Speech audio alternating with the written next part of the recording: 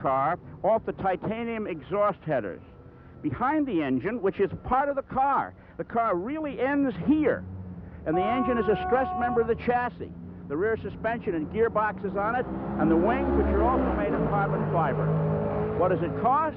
It's hard to say, because the engine is supplied by one entity, the chassis is supplied by another entity. They're all looked at as developmental exercises. The car could cost well over $1 million if you had to pay for everything, but it makes for exciting racing, and it's great sport.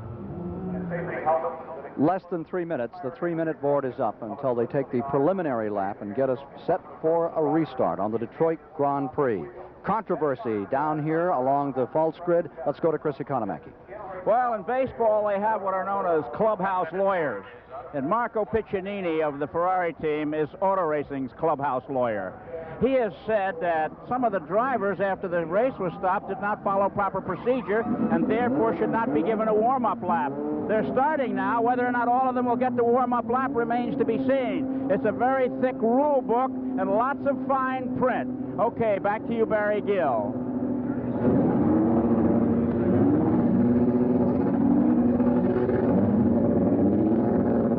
We're back with you in the booth, right at the start-finish line.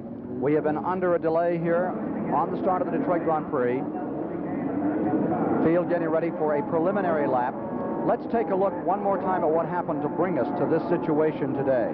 As the field was coming off the start, at the line, Nigel Mansell made a move that forced the Ferrari, the red Ferrari of Al Barretto, into the wall. He collected the #1 car of Piquet, which is about to be hit by Mark Schurer's car.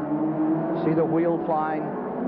And that's the thing which had everyone here at Ayrton Senna's car gravely concerned. That weighs about 80 or 85 pounds.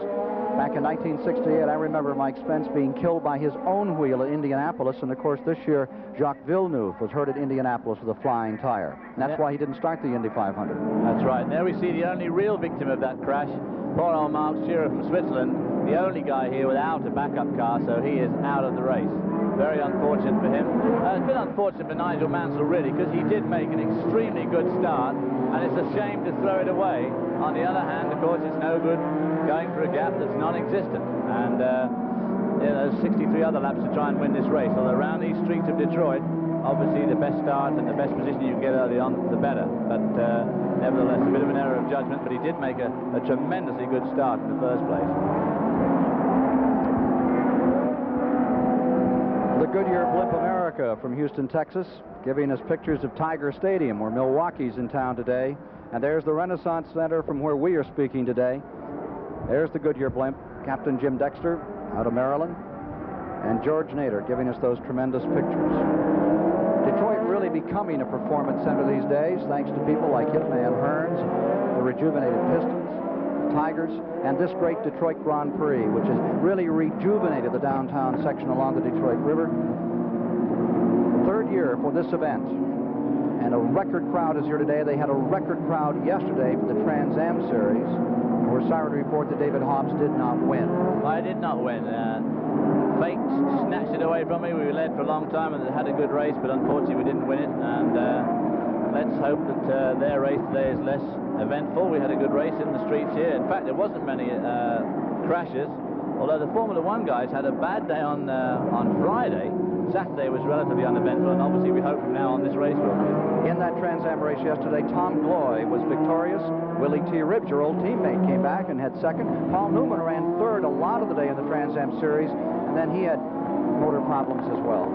Yes, there's more oil on the track here than there is in Houston.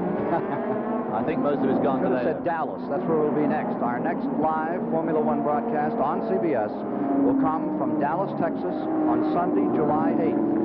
And that is a brand new venue for these cars. We hope you'll be with us on Sunday, July 8th. The 2 American World Championship Formula One races, both on CBS this year. Coming up for a restart now, they are reporting, David.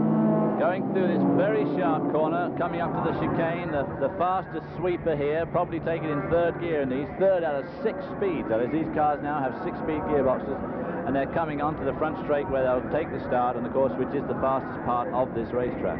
That chicane is just about, what, an inch less than an inch move to get through with a very quick steering. There is no room for two cars in there, obviously. It's a one-car track. Ready for the start once again. Detroit Grand Prix is on line. Piquet to the point. Alain Prost, number 1 in the world, currently from France in second. Watch for the red light when it turns green. They will be underway now with 25 cars. Mark Schur having retired after that crunch. Cars still filling at the back of the grid. When the red light comes on, there's supposed to be 5 seconds to the green. Pray for a safe start. Now everybody's deciding, shall I put it in first now? Are we ready to put it in first? First gear. They're away. Thunder brakes. Piquet in the backup car edges out in front as they squeeze into turn 1. Through turn 2. Atwater Street for the first time to 130 miles per hour. Piquet with a 4-car length advantage. Now into a very tight right-hander onto St. Antoine. About 70, 80 miles per hour through here to Woodbridge.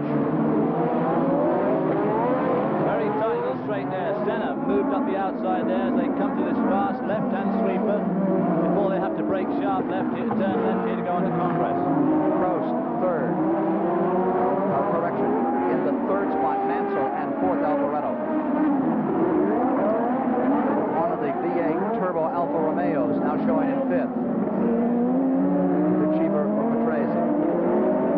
And a Renault runs just behind him in the 6th position.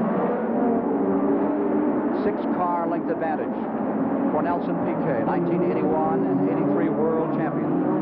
Head down Larned Street. Car smoking back there. I think it's Manfred Winkelhock. Hard to tell, but it looks like Manfred Winkelhock's car smoking.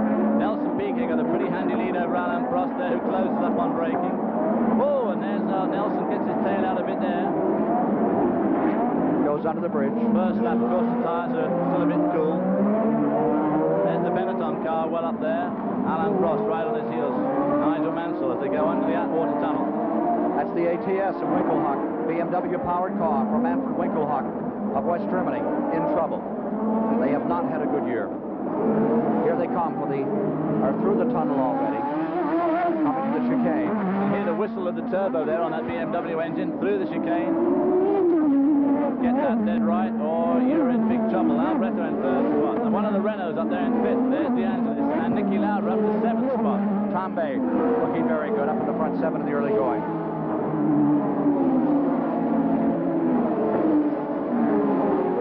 Fastest part of the course, down into turns 1 and 2. Nelson Piquet, who won last week, trying to come back to win the World Championship, and he'll really have to come up from under because they've had all kinds of mechanical problems on the Brabham-BMW powered car until they came to Canada a week ago and were victorious. Some say it was the wastegate on the turbocharger. They say they have copied to some degree Brian Hart's design for the Hart car, and it worked. Gave him victory last week. Can he stay there, and can he become the first man since back in 1960 to win back-to-back? Imagine that. Since 1960, no one has won the World Championship back-to-back. Good race going on there for fifth spot. A lot of dicing going on between a couple of cars there. We see Nigel Mansell swinging through. Keeps a good tight line. It's essential to have the car handling very well around here because there just isn't room for error anywhere. You see Mansell in third, directly behind him, Alboreto. Down to the Cobo Hall area as they go under the bridge, the footbridge, into a flash of darkness there. Can't have a flash of darkness, but under the Atwater Tunnel, which is also pretty gloomy, but not too bad. Alboreto hanging on well in the Ferrari. They've had a mixed year this year as well. Coming down to brake, very bad bump there as they brake for this sharp right-hand corner. Swing to this little complex, very rough on the left of the road there. Our picture, left of our picture, right hand of their road. Just clipping to the outside of the wall about 70, 75 miles per hour. That is Eddie Cheever. Cheever of the United States. You don't want to miss there. You just have to be so precise, so exact. That is exactly where Ayrton Senna had a terrible crunch the other day.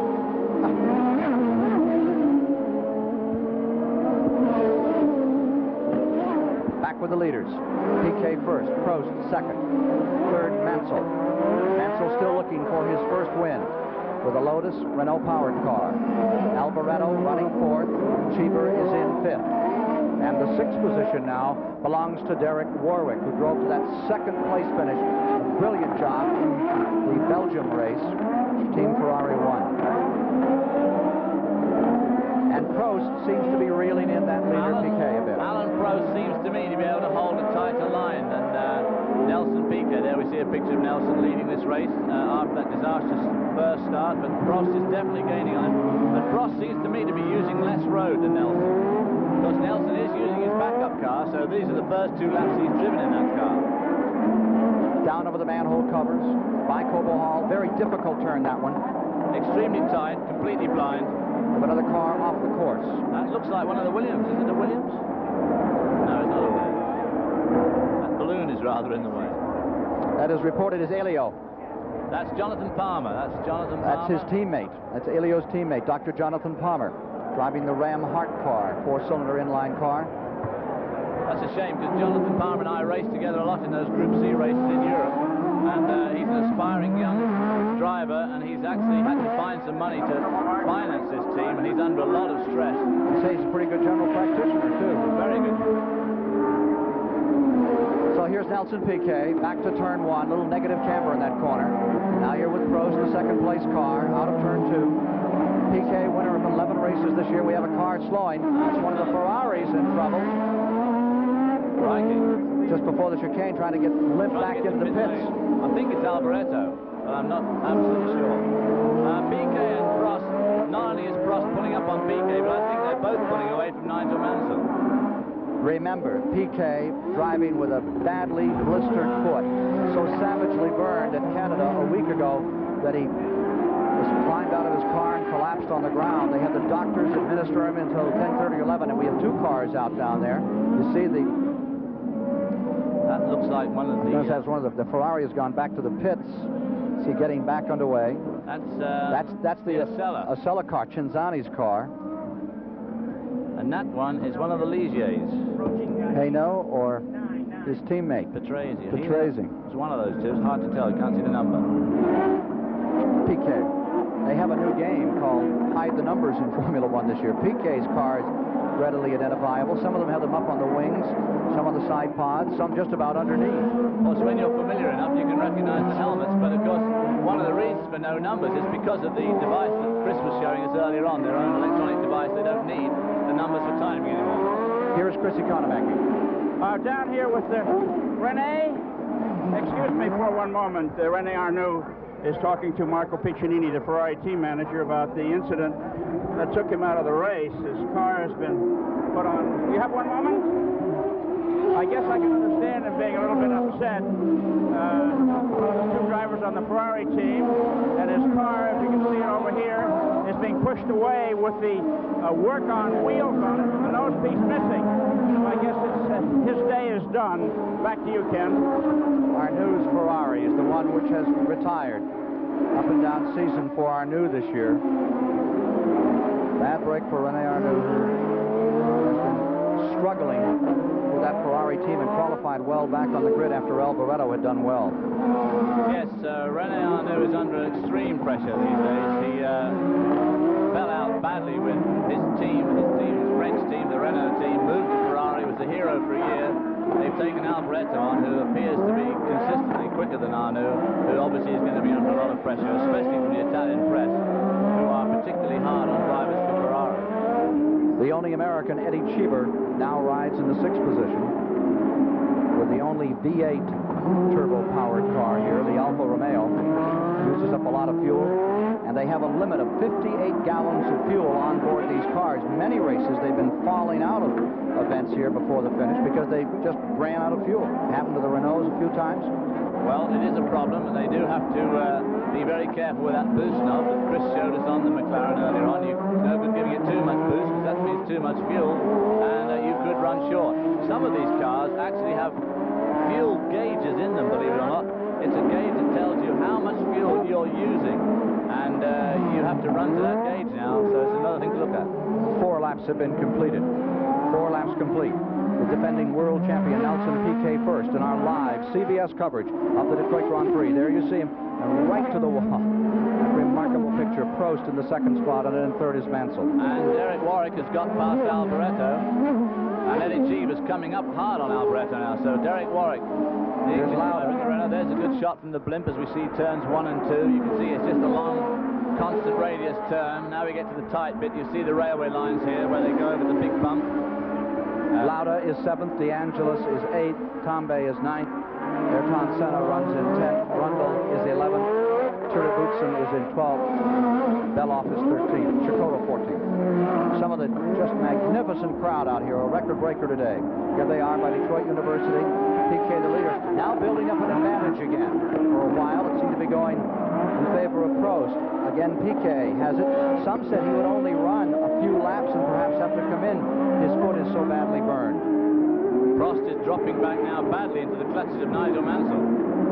Nigel Mansell still looking for his first Grand Prix victory in car number 12 for Team Lotus. Well, this year not only is a battle of car manufacturers and engine manufacturers, more and more of the big heavyweights are getting in there. BMW, Renault, Fiat, Honda. But also, of course, there's a constant tyre war in Formula 1. And the front two cars are both fitted with the French Michelin tyres. And Nigel's car, the Lotus, using Goodyear this year. All of them now using radial tyres. This is the first year that Goodyear have developed a true radial tyre for Formula 1. And so radial tyres will be seen soon in the American kart racing. And all these cars out here now have got radial tyres. Nelson Piquet, winner of 11 Formula 1 World Championship races, continues to stay out in front where he began this Detroit Grand Prix. More in a moment.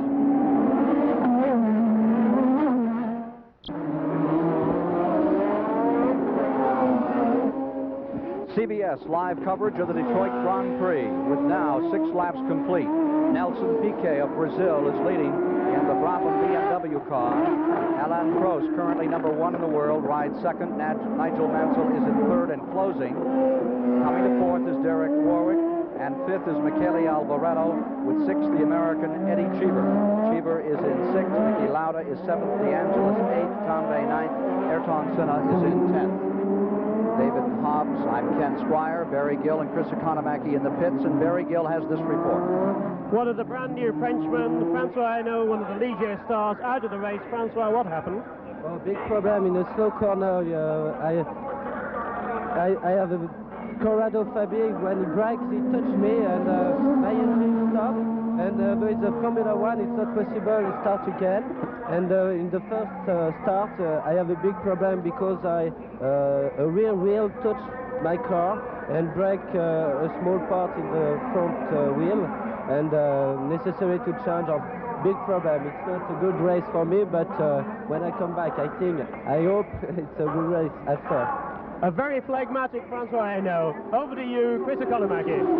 Well, in the Indianapolis 500, pit stops are part and parcel of the race, or they are in most major American races. In today's race, to the best of our knowledge, there are no planned pit stops, but we're standing in the pit of Nelson Piquet, the race leader, and all of these men are standing ready to service him if he has to stop. A red line guides the car, plug wrenches are in place to change tires if necessary, and they'll stay here waiting on the qui-vive for the entire run of the Detroit Grand Prix 3. Back to you, Ken. There you see Nelson Piquet staying out in front. There's a battle further back, and that is Ayrton Senna running in currently the 10th position. Directly behind Senna is the Thierry Boutsen car, 11th. And then you see Stefan Beloff's car. Good battle for 10th position. And Martin Brundle is in there in 13th. I'm obviously watching my man Boutsen, who is in fact my co-driver at the European Skull Band at the Porsche 956 of John Fitzpatrick Racing. Thierry and I are doing a full season together, and we're racing in fact in 2 weeks' time in Germany. There we see Nelson Piquet with his German BMW engine. Car number 1, the world champion, leading this race at the moment, pulling away slightly from his pursuers. More than 6 seconds. Nigel Mansell. More than 6 seconds now between first and second. Prost was the only one of the front runners to come through the first lap incident unscathed. Doesn't look like he's pulled out any advantage over that. Let's take a look at attrition now as we work through the 9th lap. Mark Schur was retired in that crash right at the beginning on the false start. Manfred Winkelhock has fallen by the wayside. The Ram Hart of Dr. Jonathan Palmer, the Ferrari of Arnoux, and now Hinault. has retired in one of the Ligier cars. There you see that terrific bump on the straight as Nelson really pours it on, reaches about 160 miles an hour, and that's never such short straight. And remember, these cars weigh 1,188 pounds, and that bump really has to unsettle one. Tremendously. And also at the same time, it's accelerating with about one force of gravity. And so when you hit bumps, it really magnifies them badly. Now he's got a fairly substantial lead there. Now there you see the struggle for second place. Piquet coming by, and there's the battle for second position. Prost is there, Nigel Mansell attacking in the black Lotus. Mansell really closing up there, but the problem with this Detroit circuit is there's very, very few places to pass. And setting people up is easier said than done, because you have to make your best corner one of their worst, and you also have to be in the right place at the right time. Mansell makes the move. Nigel Mansell takes over in second place. Prost back to second. Something must be amiss on the tag Porsche-powered McLaren car, which was right up in the front row and has won 3 races this year. Meanwhile, you're back with the leader again. Nelson Piquet, the 2-time world champion, continues to draw away in the 3rd annual Detroit Grand Prix.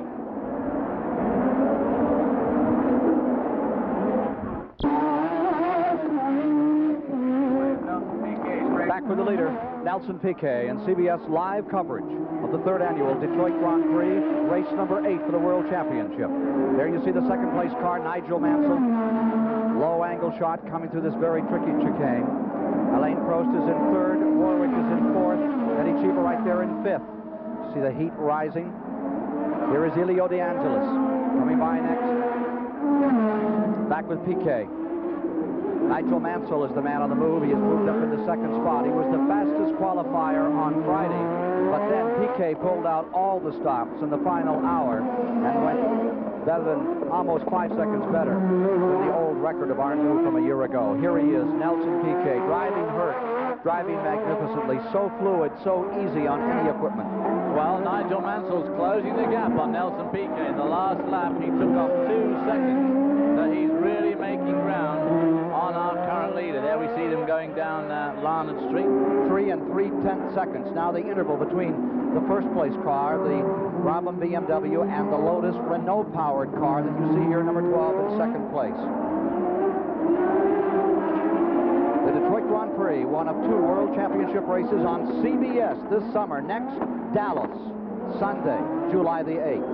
There we see them in front of the Cobo Hall, and Nigel Mansell is really eating into the lead of Nelson Piquet. They sweep under the bridge down to the sharpest corner here, turning onto the Atwater Tunnel, down to 1st gear, accelerating right up through the gearbox, 5 or even 6 speeds as they go under that tunnel.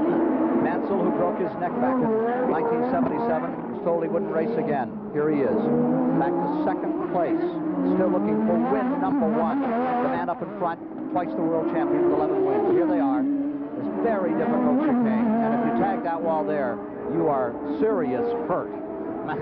Mansell was consistently quickest through the untimed sessions and the time sessions on Friday and Saturday until it came to the one that counted. And here we see a fabulous dive for 4th spot.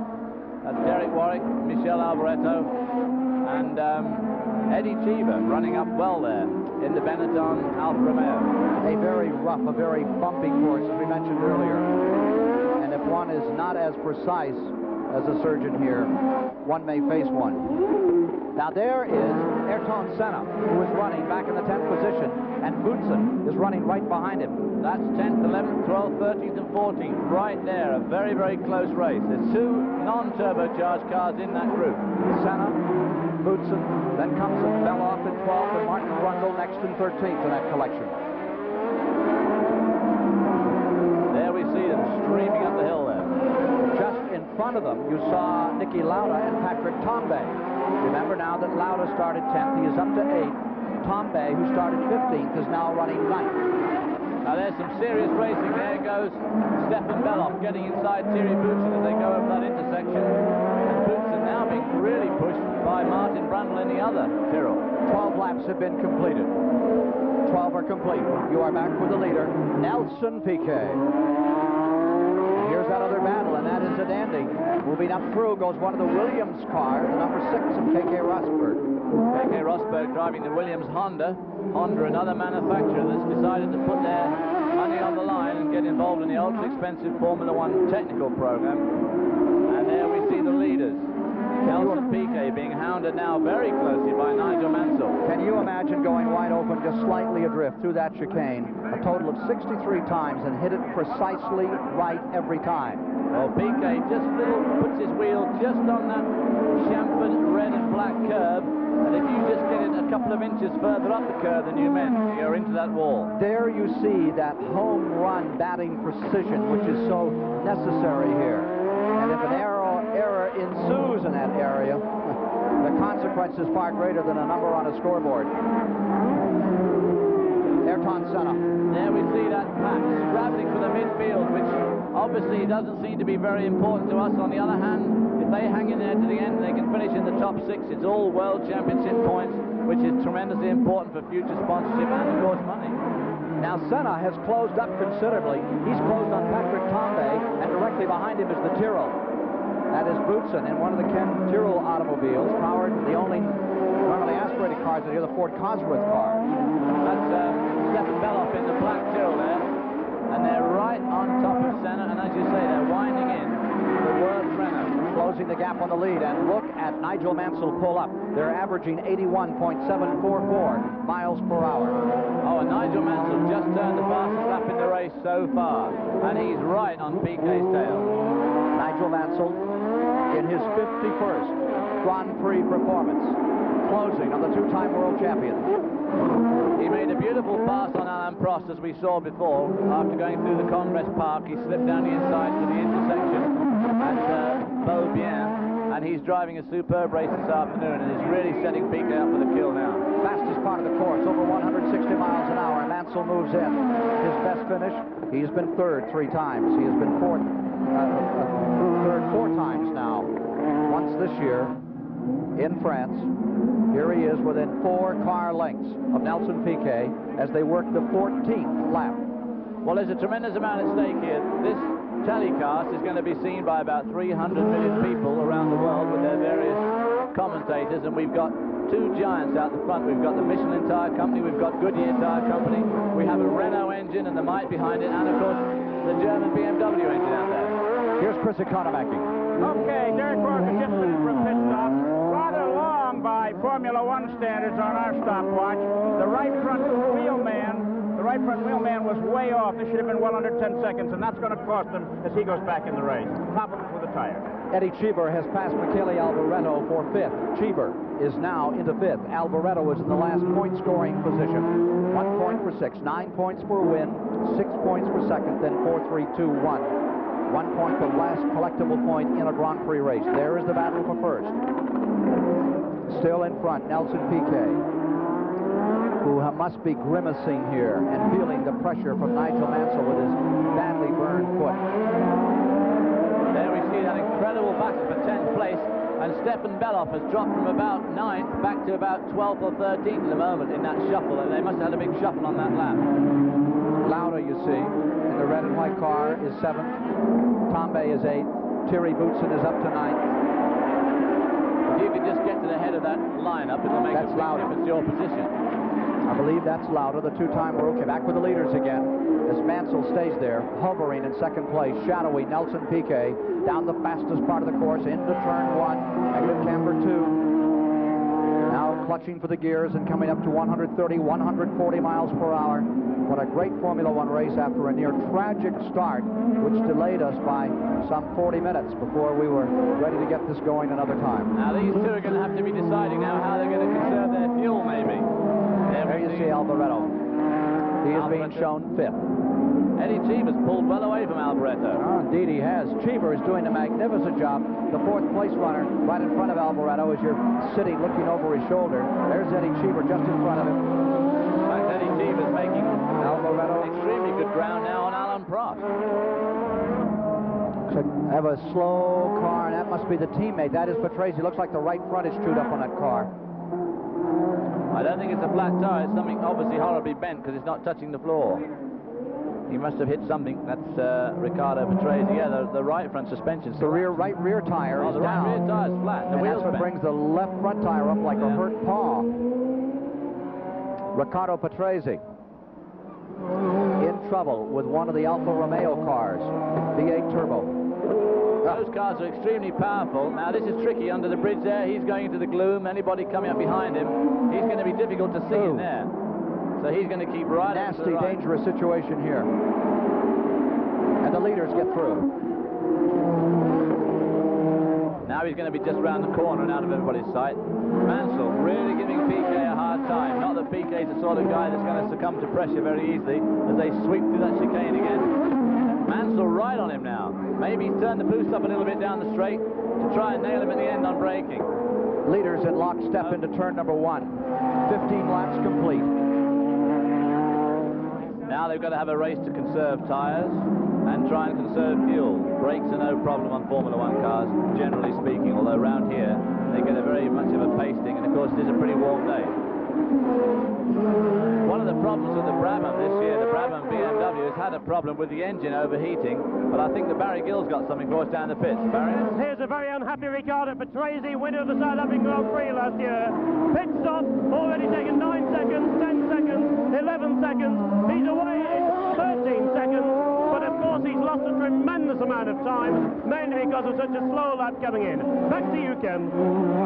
Patrese, winner of 2 Formula One World Championship races, back underway, but he will not be in the counting on this one. Here is the story. Up in front, Piquet first, from Brazil, Nigel Mansell of Great Britain in second. Moving back down toward Cobo Hall onto Jefferson Avenue there. Is here, and you're right in the arena, about row 12. Cheever is just attacking. They were reporting that Eddie Cheever everywhere around the course from our 14 spotters is doing a magnificent job, but one cannot leave this battle for the lead as Mansell stays right there. And for the moment, Mansell seems slow. Mansell off the pace for just a moment as they came to the Atwater Street Bridge, and he fell back. One of the Renaults spinning. That looks like Patrick Tambay to me. It's one of them. What number is that? Tried to get back on the road and nearly drove under somebody else. There's Nelson Piquet. I believe he came under Fabi. Now got a very handy lead over Nigel Mansell, who must have either had a momentary problem or has got a continuing problem. Mansell seems to be in trouble and trying to win it back-to-back, winning in Montreal a week ago. Now here is Mansell. You saw him go into the bridge and the car just backed up on him. Well, he seems to be going all right now. I don't see any flat tires. I don't know. Eddie Cheever is now third. Maybe. Perhaps we can find something here. Oops. Here's a replay coming in, and that looks like the 16 car. Would that be Warwick? And there goes De Senna past Patrick Tambay.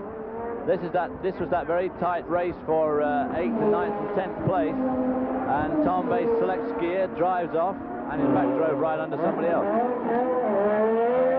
Very slippery course they're reporting. So Piquet gets the advantage. Here is the second place car. Mansell now back with Piquet. Mansell lost 6 seconds in 1 lap, David. He must have had a bit of a spin going under that, down this section right here, past the Cobo Hall. It is a pretty tricky spot, and he must have had a momentary spin or something, half spin.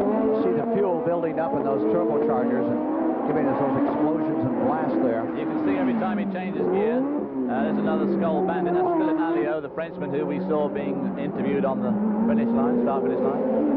In fact, our lead is about to come up and lap him. Here they are, back for the chicane. Nelson Piquet in first. Mansell in second. Eddie Cheever has come to third. 17 laps complete. 17 down. And Piquet in a backup car continues to lead. Live coverage of the 1984 Detroit Grand Prix will continue after these messages.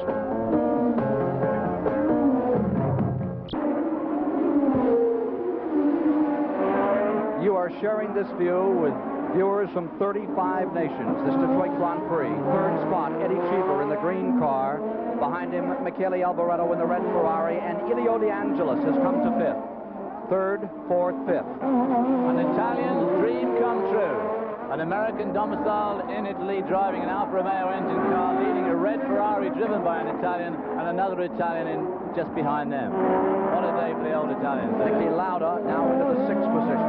Lauda is up to 6. Eddie Cheever, who had a brilliant 2nd place here, one of his best runs, now maintaining the 3rd position. Alboreto, who won here a year ago for Team Tyrrell in the red Ferrari, running 4th. And there you see Elio De Angelis in the Black Lotus, 5th position as they move to Cobo Hall. Down they go on Jefferson Avenue. Back with Nelson Piquet another time, your leader. As we have pointed out before, Piquet burned the country off on his feet. And this morning there was conjecture, 1, that he might not start, 2, that he might run only a few laps and then come in, or 3, grit it out. And that's just what he's doing as he tries to get back in the point battle. Well, like I said at the beginning of the program, this race is incredibly hard on one's feet because they're just jumping around in there like no one's business, with approximately 1,300 brake applications alone during this race. Nigel Mansell continues to lose a second a lap, and as he falls back, Eddie Cheever may be up for another 2nd place finish. Eddie Cheever of the United States drove for Team Renault. Last we saw him here. And there is Eddie Cheever drawing away from Michele Alboreto, last year's winner. Cheever, U.S. nationality, fluent in Italian, spent much of his life there, now lives in Monte Carlo, keeping this only V8 turbo car right in the thick of it. Well, they sound tremendous, these Alfa engine cars. Unfortunately, they do have a bit of a thirst for fuel, and he's another driver who may have to turn the wick down a bit as this race progresses to make sure he finishes. How do you feel about World Championship being turned into an economy run? To me, it seems rather silly. Well, I don't know. I don't agree with it if it does turn into an economy run. I'm looking at it right at the moment. It doesn't look too much of an economy run to me, but of course it's terribly tragic if one does run out of fuel near the end. It's happened to Ferrari. Most of these turbo cars are right on the edge all the time, and they can't go as fast as they want because they have to consider the fact there's no more fuel if they run out. Well, I suppose they have to try and limit the horsepower in some way, and of course giving them the fuel limit is one way of doing it. Here's Chrissy Konamaki. Peter War of the Lotus crew assembled here. Peter War of the Lotus crew assembled here at Pit Road are, you know, throbbing with excitement. Their car is 2nd and closing in on the lead. It's been a long time since Lotus has won one, and they're hoping for a big result in the Detroit Grand Prix 3 today. You can see the look on their faces here each time, waiting for their man to come around to see whether he moved in on the leader or not. Back to you, Ken. Lotus team looking to find victory today. They have 72 victories to their credit. Their last victory came in 1982 in Austria. Well, Eddie Cheever picked up a couple of seconds on that lap on the leader, on this man, Nelson Piquet. And there we see a spin down, and it's a Ligier. So it must be your actual Andrea De Cesaris. Not in his spin, but on his restart, he tagged the wall with his left rear wheel, which you can see is now hopelessly bent. Andrea, the man they call Andrea De Cesaris, has had another incident. Well, if you have a replay of that spin, you'll see exactly why, because I think he did most of the damage to that car after the spin. When he restarted, he tagged the wall. Eyes will be snapping some on that one. Here's Andrea trying to get the car back. Ligier coming in. That's De Senna. That's Ayrton De Senna driving the Tolman out of his race. Now that is very unfortunate. Limping away. He was going extremely well. He's obviously hurt his leg. 2nd place finisher at Monaco, and was closing better than a second, sometimes 2 seconds a lap on Prost when they dropped the flag and concluded that event about 31 laps. I'm pretty sure that was Senna. It looked like him with his car. So he'll be very disappointed, but yes, that's Ayrton De Senna, last year's British Formula 3 champion, just about to get over the wall. Obviously hurt his right leg, having his helmet taken off for him. 24 years old, from Brazil, was the South American go-kart champion in 1977, won the South American title, went to Europe, raced go-karts in Italy, then moved on, and many say he is the next power of South America and of the world. Many people say that he is absolutely, definitely going to be world champion within 2 or 3 years at most. He is incredibly quick. And incredibly dedicated. And has a tremendously wise head on young shoulders. He has absolutely everything that is required to be world champion. You're back with Piquet. Which is pretty sickening, really. I mean, I don't mind a lad being a reasonable driver, but that's ridiculous. Is that the over 40 view? That's the over 40 view, exactly, yeah. Again with Piquet. Last year won the title on reliability. Nelson Piquet in front for Bernie Ecclestone's Brabham-BMW team. He had 3 wins last year, 3 second places, 2 thirds, 2 fourths in the 15-race series. And here he is. What may be his toughest performance that he's ever been in.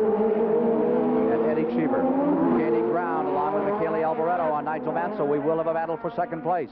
Well, Eddie Cheever's winding him in. That Alfa Romeo's going very well. As I say, its Achilles heel is its usage of fuel. It does use a lot of fuel. And Mansell has turned it down. He'll be out of luck. Mansell has gone from 8 seconds in arrears to just 5. So he's struggling. He's trying to keep this thing gathered up. There's the leader. It is Piquet. I mean, I hate to say it at this stage, but Piquet does drive impeccable races. And as I say that, he'll no doubt run into the guardrail. But this is fairly close to an engine that one might buy. That is a BMW motor, and it's closely related to the 320 BMW, right? Same crank? It is absolutely the same block and crankshaft. It is a production piece. Here's Chris. I'm with Eddie Cheever. It's a short day, Eddie. Mechanical problems, obviously, huh? Only race I've had ever since I began that I could have won. And I lost all my boost pressure after 10 laps, and I thought I could keep going, and then something went wrong with the boost. What kind of a track is it, and what's the day like other than that? It's a track where you can't make any mistakes, and I was doing a good race. I was going strong. I had a lot in the hand. I was sure I was going to win it. How long does it take you, Eddie, to get over something like this? What? How long does it take to get over a day like this? Till the next time you have a chance of winning. Okay, Eddie Cheever, an obviously irate young man. Back to you, Ken. Eddie Cheever in his 61st Formula One race. He thought he had a win going today, but for Piquet averaging 82.02 miles an hour, that hope still is very strong. That Skoll car for a moment left the course and is now back on once again. Interesting to see Eddie Cheever, who's a bit of a health food nut, sucking a Coke there after the race. Indeed he is. He should be drinking vegetarian the Dennis, for some time, has gone back to he should be drinking the Dennis Carlson Magic Mix, which is a drink I use, and it's absolutely fantastic. It's one of these. What's in it? I don't know. It's an electrolytic drink, he tells me. Whatever it does a lot of good. Is that why you fell asleep at dinner last night at 9:15? That's it. Piquet. Around that double left. There is Niki Lauda. Here is Niki Lauda. He has fallen back. They're now showing him in the 12th position. Niki Lauda just made a pit stop. I saw him coming out of the pits, and I think a number of these people are going to make pit stops for tires as this race progresses. He has moved up to 4th in the all-time win list behind the Clarks, the Stewarts, the Fangios. We asked him if he still got the same thrill when he strapped into a race today as he did when he started 13 years ago. Certainly not, because I'm today 35 years old. When I stepped into the march, I think it was 22 or 23. I think man changes all the time, and today my view of everything is completely different when I was 22 or 23. So all my things I'm thinking today are different. I will never forget 1976, that year when so many things went so well for him and then almost ended in total tragedy in Germany, and then the Japanese Grand Prix, which Andretti won, and he retired from because raining so hard, he said it just isn't worth it. I think retiring from that race took almost more courage than coming back after that terrible accident, because if he had only just finished in that race in the top 6, he'd have won the World Championship and he'd be a 3-time World Champion now. Courage can be described as Niki Lauda. Let's go to Chris Economec. Well, it's a glorious day here on the Grand Prix Sunday. A glorious day for sailing on the Detroit River. As you can see, all those boats out there. But they can't see very much because the outside wall is higher than the cars. And one wag said, "What are all those people watching?" And his friend said, "The noise. What else?" Back to you, Ken. Do you recall at Monaco when the wall wasn't that high and the famous plunge? Mr. Hawkins, Mr. Hawkins into the pool. Chris Economaki, of course, is our resident language expert.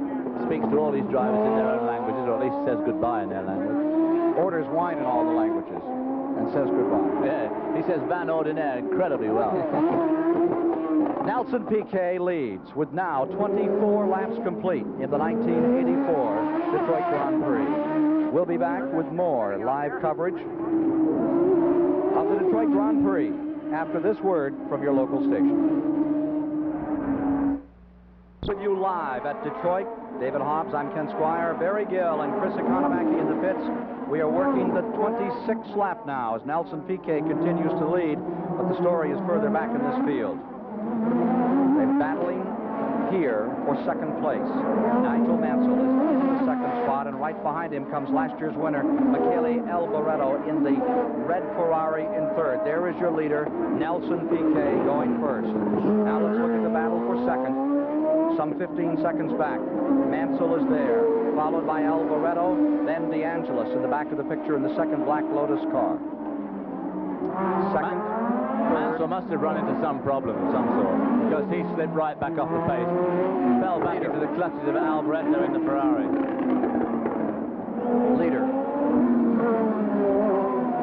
Back again to that battle for second position. DeAngelis hanging tough today. Again, he is fourth, and Thierry Boutsen of Belgium is in fifth, and the sixth position is now Keke Rosberg of Finland for Team Williams. My man Boutsen comes up through the field. Your teammate. My teammate. I hope he drives that well in a couple of weeks. Nelson Piquet in front, trying to be the first man since 1959-60 to win the World Championship 2 years in a row. The last time it was done, Jack Brabham for Cooper. Now here's that battle for second place again. Mansell seems to be able to hold his own with Alboreto, and that's the second Team Lotus car at the back there. That's Elio De Angelis. Mansell seems to be able to hold his own, as I say, quite well against the Ferrari, but he is losing ground on Nelson.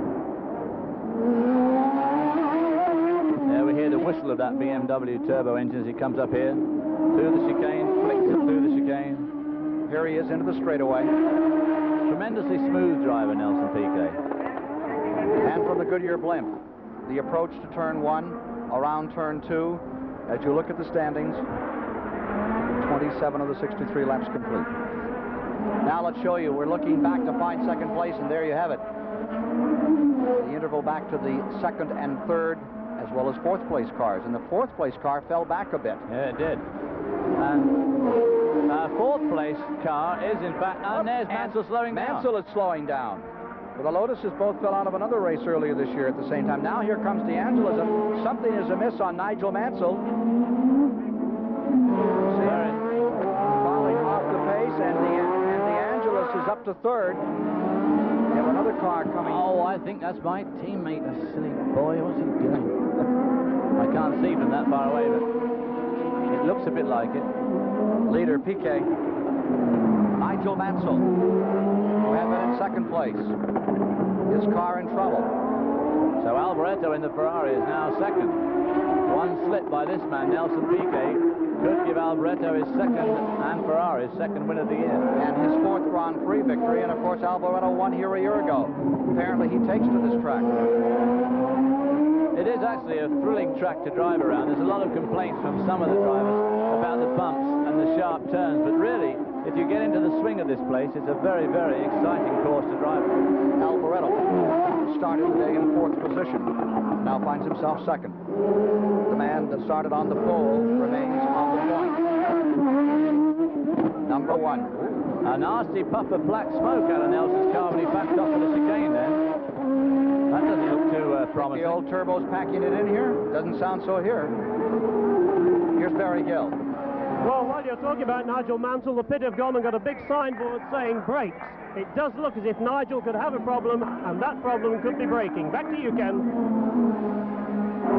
Piquet first, Mansell second, or rather Alboreto now second, and here is Mansell's car coming in. He had run second for the past several laps. Here is the leader. Mansell is trying to work his way back.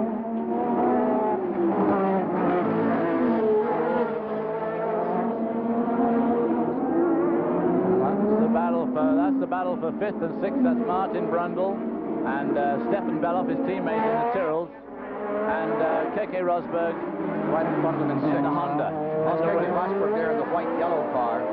There's Brundle right behind him. Rosberg is now fifth. The problems Mansell is having, he's picked up a spot. Rosberg fifth, Brundle sixth, Beloff seventh. They're having a good race. Unfortunately, in that race should be Thierry Boutsen, who we just saw go down that escape road. Of course, he may have had a mechanical problem. One of the things with these cars is if you do make a bit of a boo-boo and you spin it or in any way stall the engine, you can't start the wretched thing out there anymore because they're started with compressed air. And I personally think that's a bad thing. I think they should have a battery and an onboard starter because it seems a shame to be out of a race just because you stalled the engine. Well, several races this year have had 8 or 9 car finishes, but attrition has not been as much a major story here today. Mansell's in the pit. Here's Chris Economaki. Nigel Mansell's coasting in very slowly. He's unleashed his seat belts, which tells us he feels the car is finished on the day. We'll try and get a word with him. They're all looking at the back end there, and no one's talking to the driver, so apparently they're fully aware of what the problem is. Boy, there's a lot of men in the pits here. It's so unlike Indianapolis car, and they're starting to push the car away, so it's obviously diagnosed as a fatal ailment, whatever that may be. And as you can see, Mansell here is being attended to by his pitman. We'll try and get a word with him when he's ready. Perhaps we can steal the conversation here. Now, the windsock comes off, and you can just see the fatigue etched on his face there. It's soaking wet. Okay, Nigel? Nigel, we know you're exhausted. Do you have just a moment here for our television? You drove a great race. What was the reason you're out? I lost second gear about 15 laps into the race. So I was changing from first to third all the time. And I could just hold second place with that from the Ferrari. But then third went as well. And I think the crown wheel and pinion's gone completely because I lost all gears. And that's why I was losing the back end a bit, because I was trying to change down to fourth to third and then to first.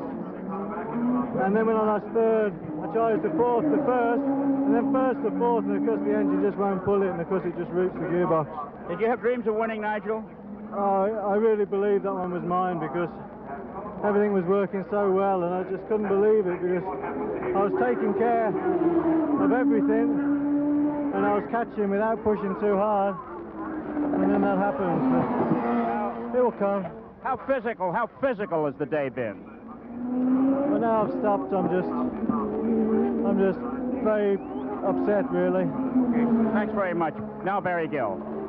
It's while you were talking to a very disappointed Nigel Mansell, an equally disappointed Thierry Boutsen, who was lying fifth.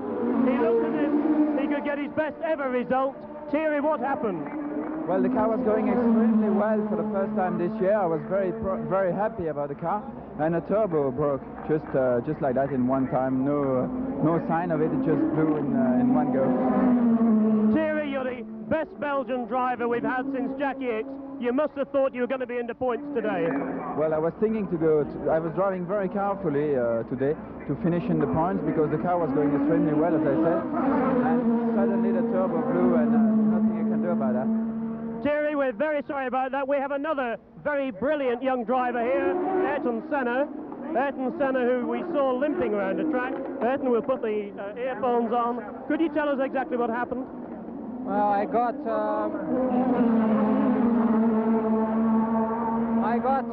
a problem with the front tires to overtake Tambert, had the blisters, and then eventually I lost a wheel down the straight. I lost the rear right wheel, and I'm flat out in fifth gear, so it wasn't a good emotion. Huh? You looked as if you were limping when you got out of the car.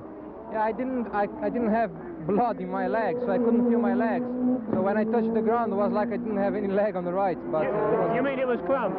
Yeah, I couldn't feel my leg. You know, that was a problem. But you haven't lost your appetite for racing. No, I was trying hard. I think we could be in the points today. I was taking it easy, you know, the car. But eventually I lost a wheel, you know, something that you never expect. Ayrton, you're one of very many disappointed drivers. I know there's a long time ahead of you to do better. Thank you for talking to us. Back to you, Ken. The best lap of the race has been turned by Derek Warwick for the Renault team. The British driver had a lap at 1 minute 46 and 461 thousandths of a second. Now we're back further in the field, watching the Renault car, I believe, here. Or is that Rosberg? Williams Honda, Rosberg, being hotly pursued by two young lions, both of them rookies, Stefan Beloff and Martin Brundle, driving the non-turbo, the only two non-turbo cars in this race, the Tyrrell Cosworth. Rosberg has come to 4th position now with 30 laps complete. Keke Rosberg, the 1982 world champion from Finland, who you see there. Right behind him comes Martin Brundle and one of the Tyrrell cars, the Ford Cosworth car. I thought one interesting thing when Chris was talking to those two drivers, Barry was talking to those two drivers, was I don't know whether you noticed that Thierry Boutsen, after that nearly an hour of driving, his hair wasn't even out of place, not a drop of sweat on his brow, and Ayrton Senna sort of looked normal. I mean, he had sweat on his brow. I always feel very bad when I drive with Thierry because I look like a wet dishcloth when I get out of the car, and he jumped out just like he hasn't been out. Nigel Mansell looked like he had been put through the ringer. I'm not supposed to be biased, but one would hope he would have a great race down at Dallas. Nigel Mansell had such a great race here. More from Dallas, rather than more from Detroit in a moment.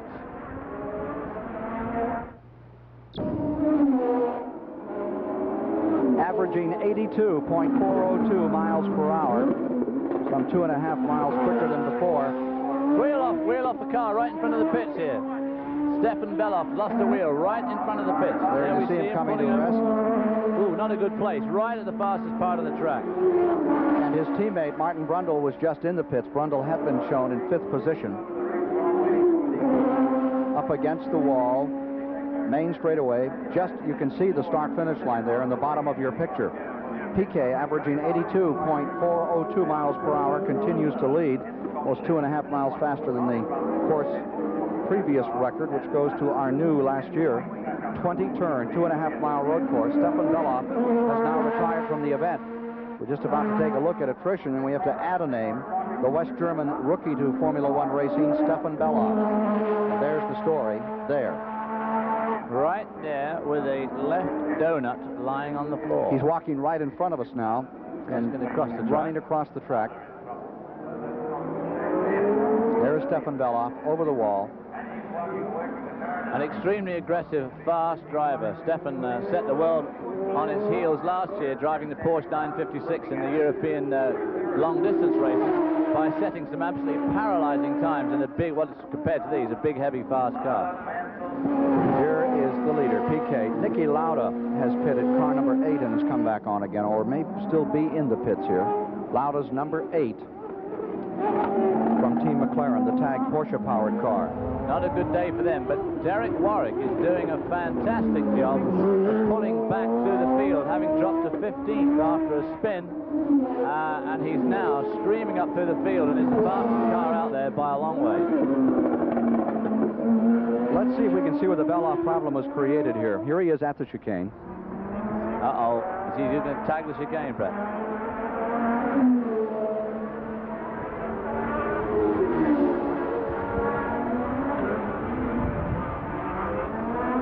And it looks like he was in contact in the chicane.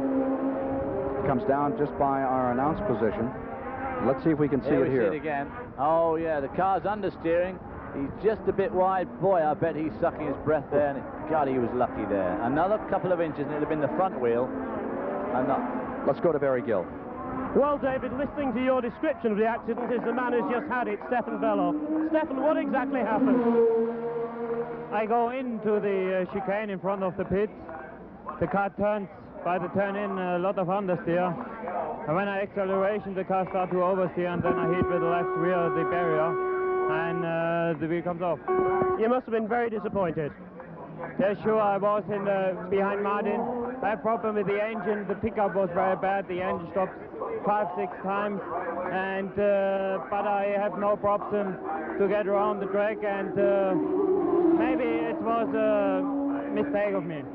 But it looks as if Martin could finish in the points for the Ford engine. Yeah, sure, I can also, when he can finish the race, that's the problem. But I can also finish in the points.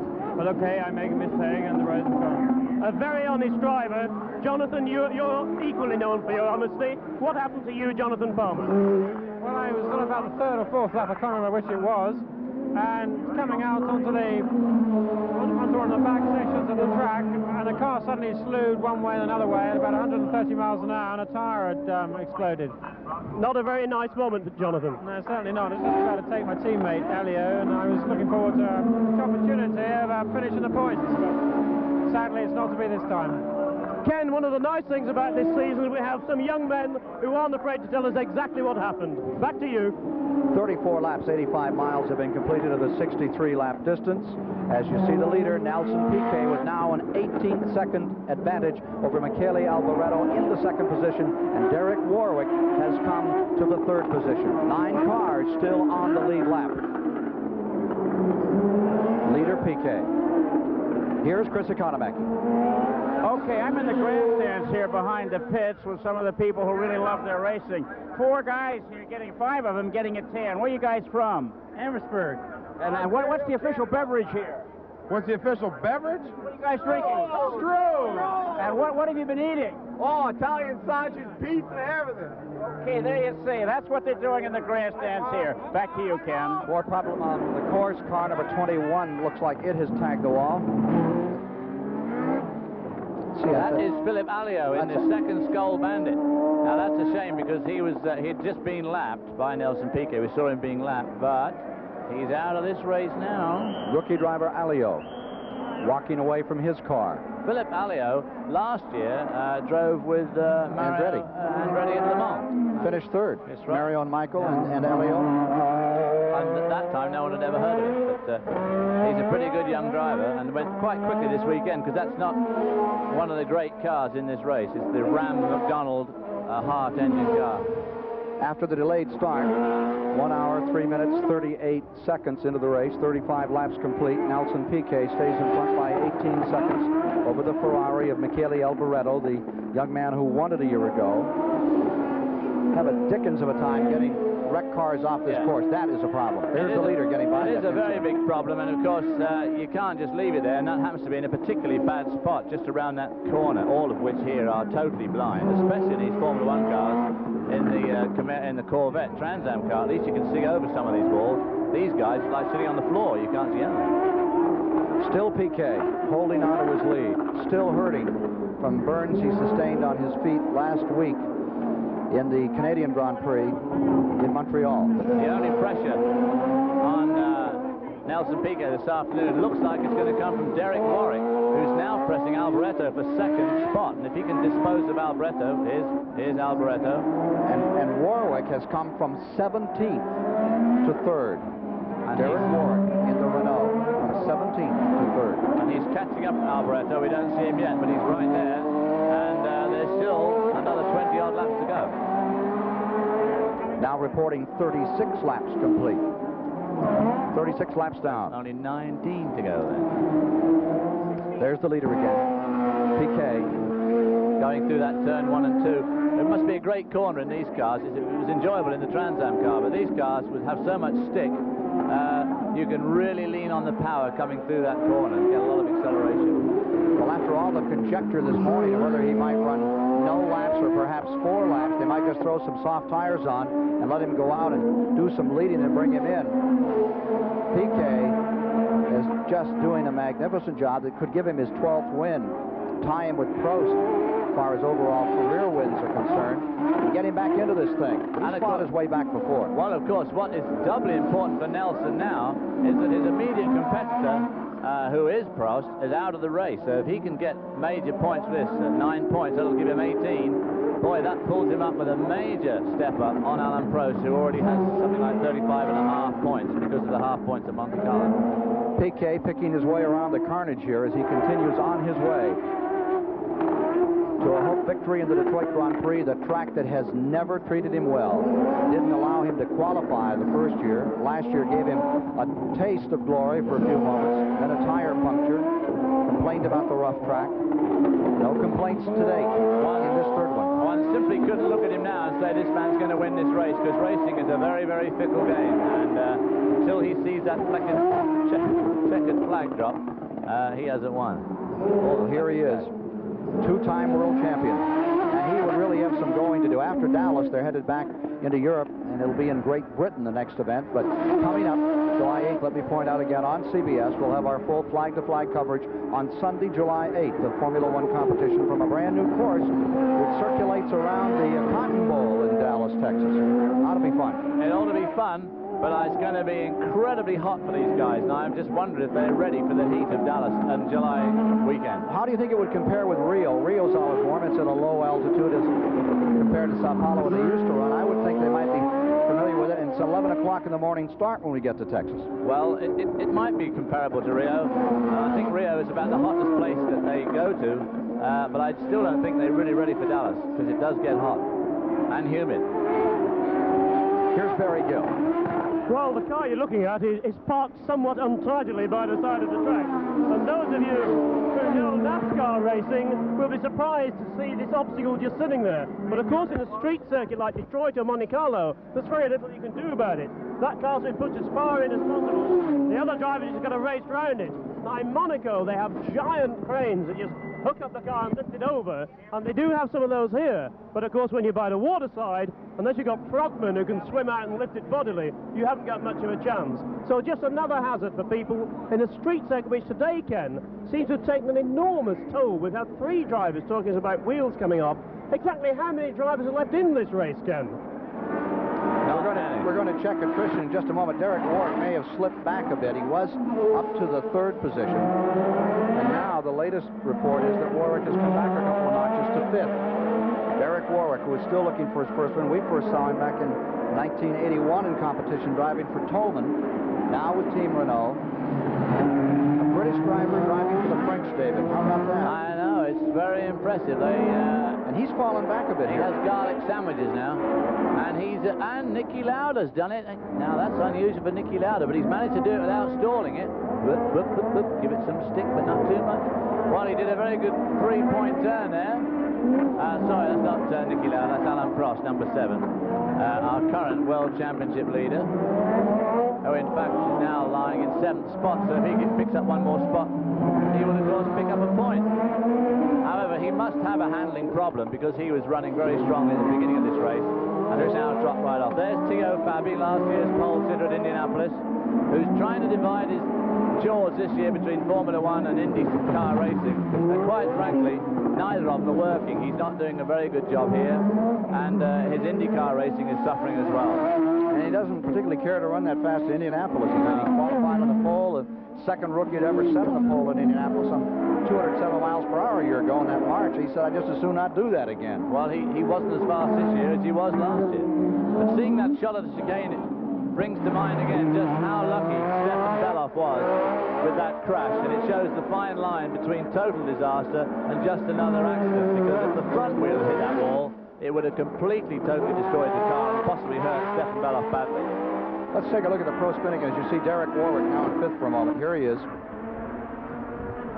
Yeah, you see, he just completely loses it there. He wouldn't really be hard on the accelerator. He must have some sort of an oversteer problem, because it might be very oily there, but then it's oily for everybody. With 39 of the 63 laps complete in the Detroit Grand Prix, coming to you live on CBS. Watching Nelson Piquet, the leader. Let's check the attrition as to those who have fallen by the wayside in the going on this very tough, very rigorous 2.5-mile, 20-turn course. Those are the cars which have now retired. Mark Schur being listed as a DNS that did not start after that crash when they came off the line the first time we had a complete restart. 12 cars reported out. 12 cars out. The latest Helio. Lauda's car is out. We just saw the Alain Prost car spin, but he is back underway, and he is reported in 7th position. Fabi is in 8th. Lafitte is in 9th. Beloff is in 10th.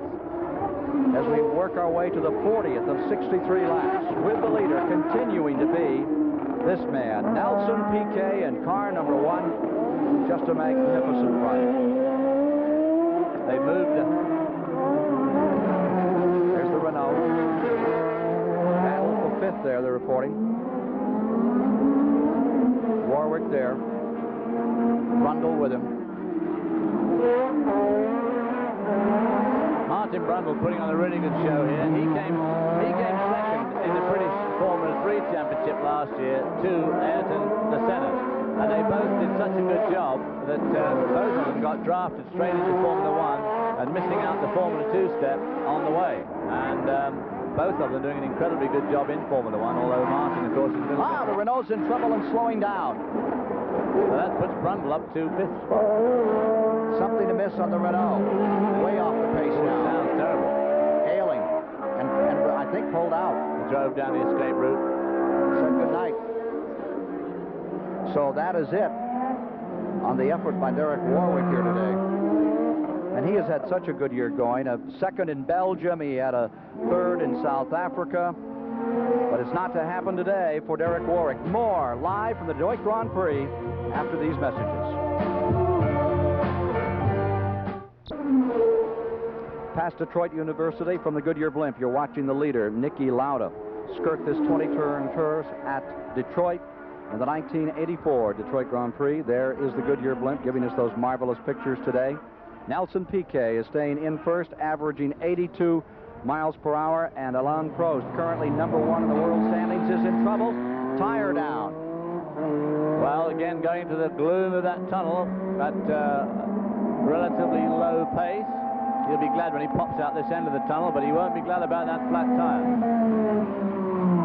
That's probably almost certainly why he spun 2 or 3 laps ago with that tire already deflating. This will move Fabi up into the 6th position. Prost had been in 6th. Here he is headed back for the pits. So Fabi will get a point. Going right back into the pit area. Alain Prost. These stiff cars are very difficult when they have a flat tire because, of course, it lifts the diagonal one off the floor. There he is, stopping on the mark. A man who has won 12 Formula 1 races, 3 this year. Having his problems here today. Meanwhile, the lead has just passed, so that puts Alain Prost 1 lap down. Not a good day for McLaren International. There's Alain Prost just leaving the pits now. The leader is averaging 82.5 miles per hour, breaking all records at the distance. 40 laps complete. The old record belonged to Nelson Piquet of a year ago at 80.962. New record 82.531 for this man. Number 1, leading by 21 seconds over Michele Alboreto. And here's a note from Chris Economaki. Well, David Hobbs, eat your heart out. The glass may be plastic, but the wine is a 1976 Corton Charlemagne. I am in the Renault Pavilion on the veranda here, catered as only the French can cater something. It's not beer and it's not Italian sausage. It's life at the top. And if you're interested in what it was like here last year, the statistics show that last year's Grand Prix guests consumed 6,360 bottles of mineral water, 990 bottles of champagne, 12,860 bottles of assorted liqueur, 13,800 shrimp, and 15,000 egg rolls. Definitely not your beer and hot dogs crowd. Now down to the pits and Barry Gill. Patrick Tombe, you've just heard Chris Economaki describing how the Renault people are celebrating. What are you going to say about that? Well, I could do with a burger and a beer myself, but it's been a short day for us.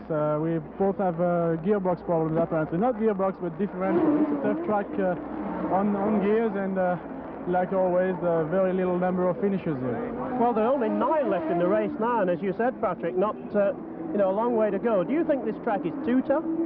Oh, well, it's the same for everybody. We just have to build up our race cars accordingly, but they're built to run on smoother track, and all the bumps on the surface makes it very difficult, especially with the increase of power with the turbos, and the transmission are taking a beating. Patrick, thank you for talking to us. You've had a chance to have a break. Let's go over to Derek Warwick, who hasn't had a chance to have a break. A very disappointed-looking Derek Warwick. Derek, how do you feel? Well, you know, I mean, we climbed back up, 2nd place was on for sure, car was perfect, and 5th gear exploded. You know, I mean, we've had gearbox problems now for 8 races, and 5th gear just exploded for no reason at all. You know, it's no wonder I'm disappointed. Derek, I'm sorry, we share your disappointment. Thanks for talking to us. Ken, as you can see from Derek Warwick, very disappointed man. You know what it means to these guys when they're in the points. I'm sure David Hobbs will appreciate their feelings. David, a constructors' championship at stake here too, and this is one of those courses where they actually run over railroad tracks like they used to way back when, and this really puts a lot of pressure not only on the driver but on the people who build them.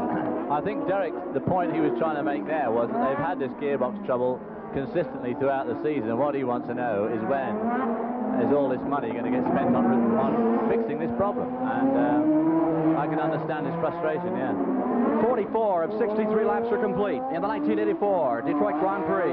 Nelson Piquet continues in first. Michele Alboreto is second. More in a moment.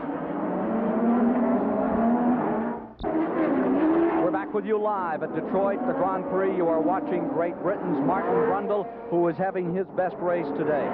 He has just passed Keke Rosberg, the 1982 world champion, with this Ford Cosworth Tyrrell car.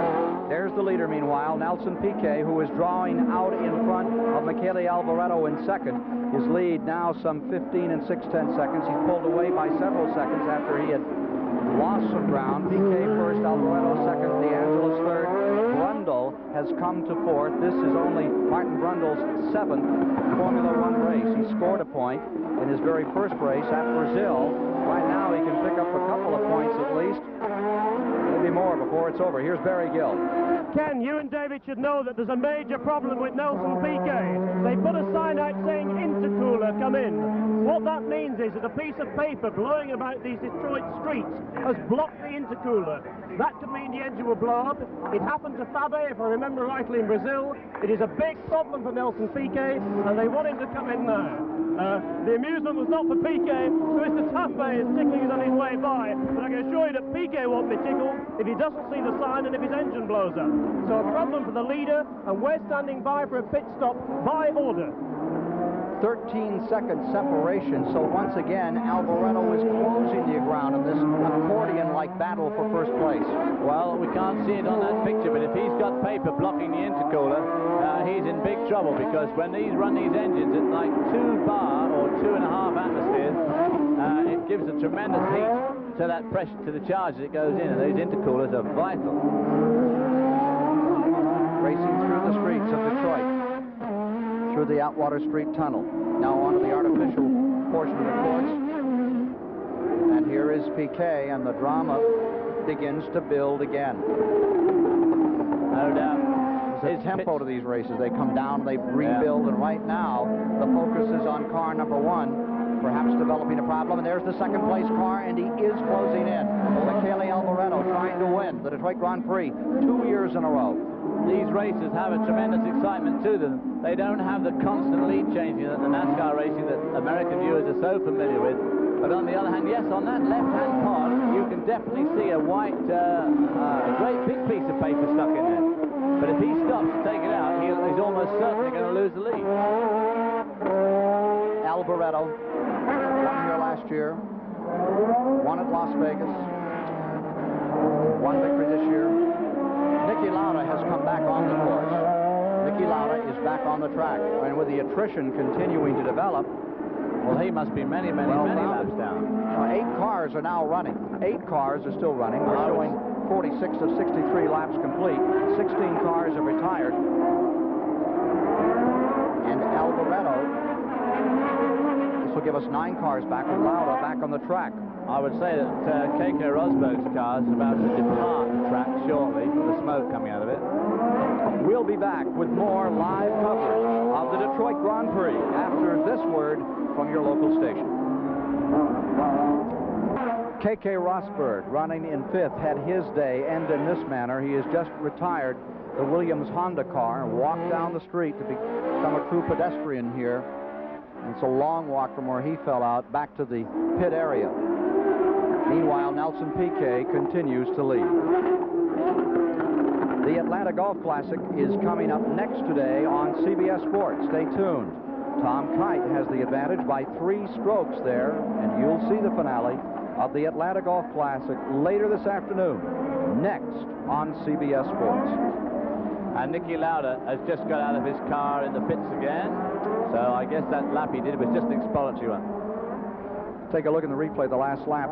Nelson Piquet came around. They are saying that Alboreto, EEUU is collecting him by about 2 seconds a lap. Well, that's not a good place to get into trouble with that car parked just down there from the exit of that corner. Maybe his tires are going off. He may have a puncture developing. No double parking here. Piquet in front, Alboreto closing. Yeah, you can see that paper in that left-hand pod. Oh, Alboreto's race has run anyway. Alboreto's out. Alboreto having trouble, and he's coming out. The Ferrari that was in second place, last year's winner, retires. So that makes Elio De Angelis in the Works Lotus third, and Martin Brundle in the non-turbo cars up to fourth. At this rate, he'll win it. Now, the Ford Cosworth won here last year, and everyone said, not a chance, not a lick of a chance. And here comes the Cosworth back into it again today. Well, Michele Alboreto's had a tough day. First of all, he got creamed against the wall, and now he's parked it and walking back to the pits. That's 2 cars in one afternoon. Nelson Piquet picking his way past that Dodge parked car, bouncing down the straight. Now, with that cooler blocked up, he backs out of it. Does that save anything at all? Well, he could turn the boost way down, and at this stage in the game, they may signal him to do just that. It depends how far behind him Elio De Angelis is. 48 of the 63 laps are complete. Working lap 49 right now is Nelson Piquet. It may be now that with the immediate pressure off, he could just slip in the pits and have the paper removed. That's up to him in the pits. Elio De Angelis now finds himself second overall in the Detroit Grand Prix here on CBS. 50 laps have been completed, 13 remain in the third annual Detroit Grand Prix. With David Hobbs, I'm Ken Squire. And pit side today, Chris Economaki and Great Britain's Barry Gill. Nelson Piquet stays in front. He has a 25 to 27 second advantage over Elio De Angelis in the second position. Here's Barry Gill.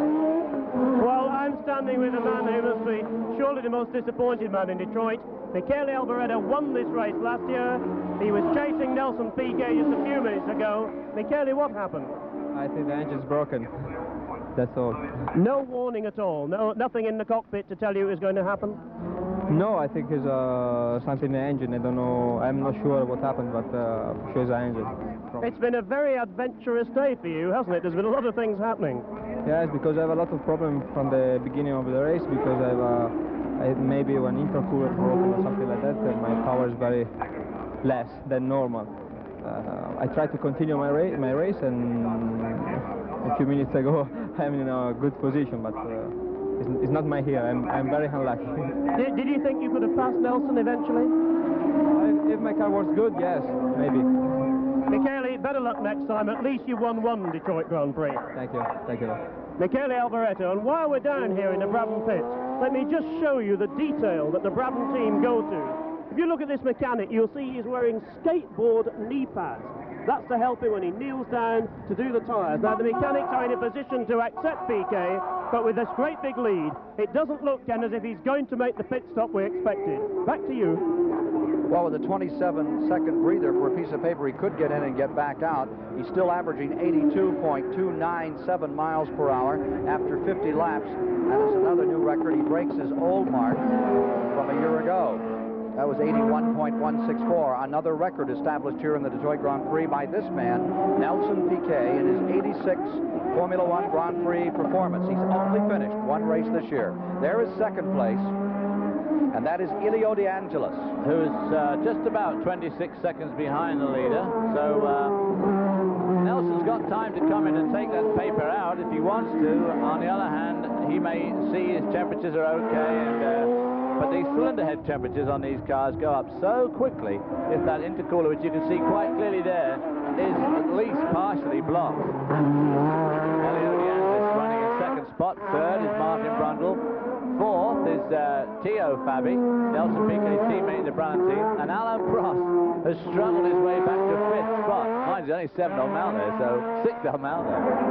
De Angelis, who started Formula One racing back in 1979. At that time for the American team, the Shadow Ford. This is his 80th race today. There's Nelson Piquet, still in front in his 86th start today. He's carrying out that old adage about mind overcoming matter. Bird, foot or not, staying with it out here today. in search of his 12th win. And remember, he hasn't finished a race except the one he's won in Canada. He's had turbo problems, he's had engine problems. In every race, Monaco, he spun after 15 laps. But here he is leading and trying to win back-to-back. At the Ile Notre Dame in Montreal last weekend to win the Canadian Grand Prix, and here at Detroit on the other side of the border, out in front with a 27-second advantage. There you see some of the boats on the river separating Canada from the USA. And Detroit Canada river. to the south of us here, David. Rare scene. Lauda stays in front.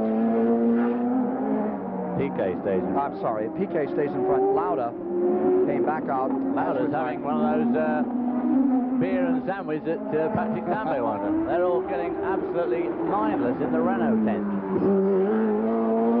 You can sense of that down here, though. Working the 53rd lap. Working lap 53 on this 2.5-mile course. Piquet first, D'Angelo second, and Martin Brundle has come to third with the Ford Cosworth. Teo Fabi now finds himself in fourth, and Prost is back up to fifth. Hold on. We don't have any cars out. No, he's hanging in there, and of course, every point he can get at this stage is great for his cause. Because if Nelson was to win this race, I say if he was to win it, there's a long way to go yet, that would vault him instantly into third spot, only 6 points behind Niki Lauda, who's not going to get any points today. Piquet is back down a bit. Last lap was at 79.2 miles per hour. He's coasting a bit as we get to the end. More from Detroit after this.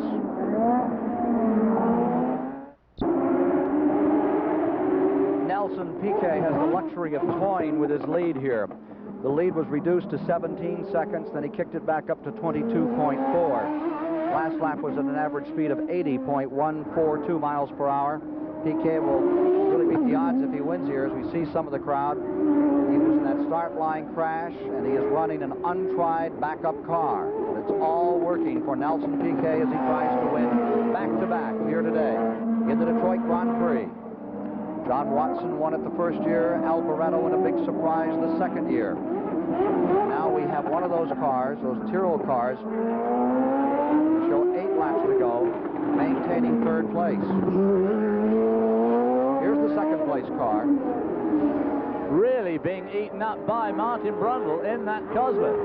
Martin Brundle in the Ford Cosworth coming on strong at the end, as they said he would do, Ken Terry. So that would be the advantage if they had any here, was late in the going on the turbo-powered cars. British hearts beating fast as their young hero, Martin Brundle, winds in Elio De Angelis. But he's got to get by him yet. But there's another 10 laps to go yet. So everybody will be really rooting for Martin. Actually, less than 8 now, they're reporting, as they head down Woodbridge. There is De Angelis, and there is Martin Brundle right with him, the newcomer. One of a score, well, not a score, 8 rookies this year came out for Formula One. We have seen this year.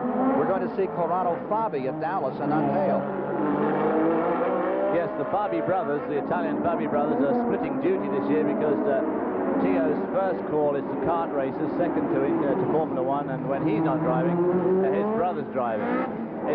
It's a very odd situation because in Formula One, which is a little bit odd to say the least, you have to have the same name in the team, and somehow they've got away with Fabi as the number 2 driver. The fact that they're different Fabis appears to be beside the point, but there it is. That's Formula One.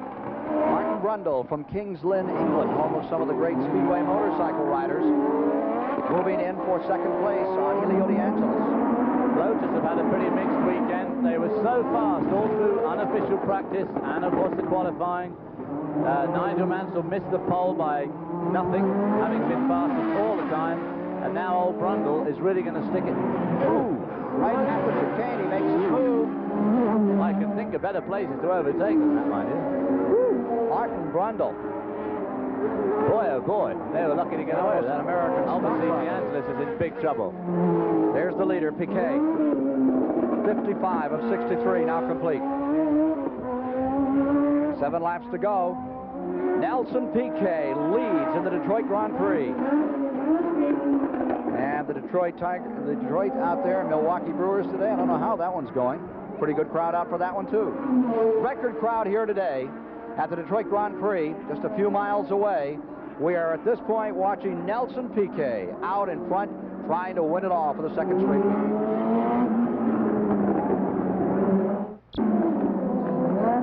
5 laps to go, and they come by this time. And here's the situation. Martin Brundle, with a normally aspirated Ford Cosworth, has closed within 17 seconds. He was lying 25, 28 seconds back. Just 3 laps to go, and he's definitely moving in on the leader, Niki Lauda. And this is the time when the turbos have been having fuel problems late in races. They've been running out of fuel as they get down to the bottom end of these races. Here's a report from Chris Economaki. I'm standing in the Brabham pit. Bernie Ecclestone is quite concerned at the top there. With me is Tyler Alexander, a former owner of Team McLaren and now principal in Mayer Motor Racing that fields Tom Sneeba's car in Indianapolis car racing, and a seasoned expert on Formula One. That piece of paper, Tyler, on Nelson Piquet's intercooler, how serious a problem is it?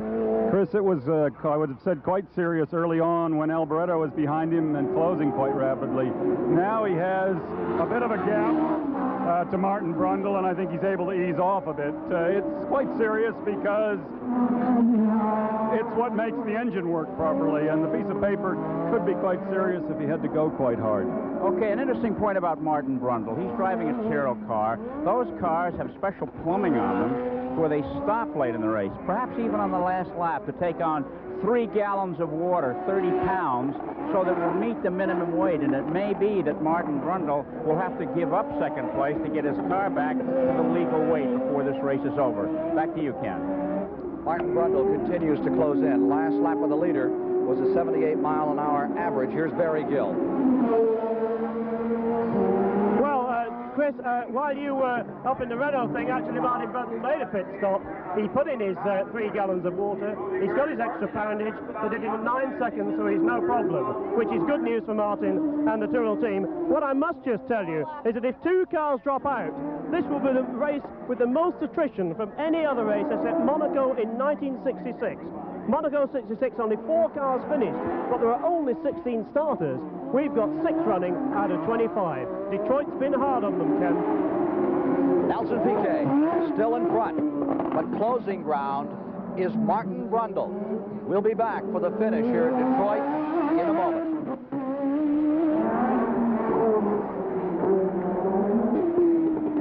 There are 3 laps to go in the Detroit Grand Prix as the drama continues to build around this car. If it can go the distance on fuel, if it does not have an overheating problem. The second place car is Martin Brundle of Great Britain, who is closed within 16 seconds and is gaining back, just gobbling up ground here at the end of the race with the Ford Cosworth car. There is the leader again, Nelson Piquet. 16 and 4/10 seconds, the difference. Following next on CBS today, the Atlanta Golf Classic, its conclusion. That's coming up next on CBS. Stay tuned. Piquet in first. Martin Brundle is second. DeAngelis is third. Teo Fabi is in the fourth. Prost has come back to fifth. And Jacques Lafitte, 40 years old, is running back there in 6th position now for Team Williams Honda-powered car. The Brabham-BMW stays in front. An injured driver, an overheating problem here. And the question of fuel, well, at Rio and Kyalami this year, no joke about it. Tambe ran out of fuel. There's second place, there's Martin Brundle. Just going down, and there's our leader going past Cobo Hall. At Zolder this year, Rossenberg ran out of fuel. At Imola, De Cesaris, Cheever, they all ran out of fuel. DeAngelis ran out of fuel there. With this new regulation of 58 gallons of fuel on board for the distance, they cannot come in for refueling. Nelson Piquet, Alan Prost, the current World Championship leader, just behind him, but in fact if he passes him, he'll put himself back on the same lap as the leader, Nelson Piquet, and that'll give Alan Prost 2 points for coming fifth, which is where he's lying at the moment. There he takes Nelson Piquet down the straight, and Martin Brundle in second position will come into view very shortly. 2 to go. Just great pictures today from our entire CBS crew here at Dallas. Our first of 2 Formula One races next on Sunday, July the 8th. And our engineer in charge, John Pumo, is not with us today. His wife is just out of critical condition and improving daily. In a hospital within a week or 10 days, they say she'll be home again. Our best wishes to them and the job that his people has done here has been just incredible. We had a long delay, and everything has stayed up and worked beautifully. We had rain early through the night into the morning. Cleared off into just a gorgeous day for a Formula One championship race. And it will be just that much better for Nelson Piquet if he can hold on to these final 2 laps. His lead is now just 11 and 4/10 seconds. Brundle is closing like a hurricane. Brundle is closing like a hurricane, but he's only got 1.5 laps to gain 11 seconds, and Nelson Piquet is not the sort of man who's going to let the lead go in only 1.5 or less than 1.5 laps. Upcoming on CBS Sports from Cleveland, the International Race of Champions, Round 2, Saturday, July 7th. Dallas Grand Prix, Sunday, July 8th. Stay tuned. The Atlanta Golf Classic is next on CBS. Piquet maintaining first place. There is second place, thrashing this car. Brundle is right behind him, because there's Nelson Piquet just going onto the Atwater Tunnel, and Brundle's just going to come around that hairpin behind him. Building for a dramatic finish here today at Detroit. This Formula One race. There's the leader. 1 lap to go as he comes by this time for Nelson Piquet. Martin Brundle in only his 7th Formula One race. He's right there, attacking. There you see the leader. Across the line, he has 1 lap to go. A white flag in this form of racing is a medical flag. 4 seconds, now the interval, 4 and 3/10 seconds. Piquet in front. Looks in the rearview mirror for just a moment. I think he is looking in the rearview mirror. I wonder if he's aware. He must be aware that Brundle is there. There's Brundle right behind him. And you see the interval. There's Martin Brundle's wife watching anxiously. If in only his 7th race, that'll set some history if he can come to a Formula One win. He continues to reel in Nelson Piquet. There is your second place car. We are in the final lap of the 1983 Detroit Grand Prix. And he's well within sight. Less than 2 seconds, less than an intersection of traffic, stoplight away, as they come round this corner going down Larn Street for the last time. Remember that long straightaway before the chicane where Brundle made his last pass? Moved by DeAngelis. He may have learned something there. Here they come for Cobo Hall for the final time. Piquet in first. Prost and Floyd in front of him. Remember, Prost is running 5th. This is the last lap. Here they are, under the bridge. And there is second place, attacking. Martin Brundle of Great Britain moving in on Brazil's lead car for Team Brabham. Now Piquet has a strange problem.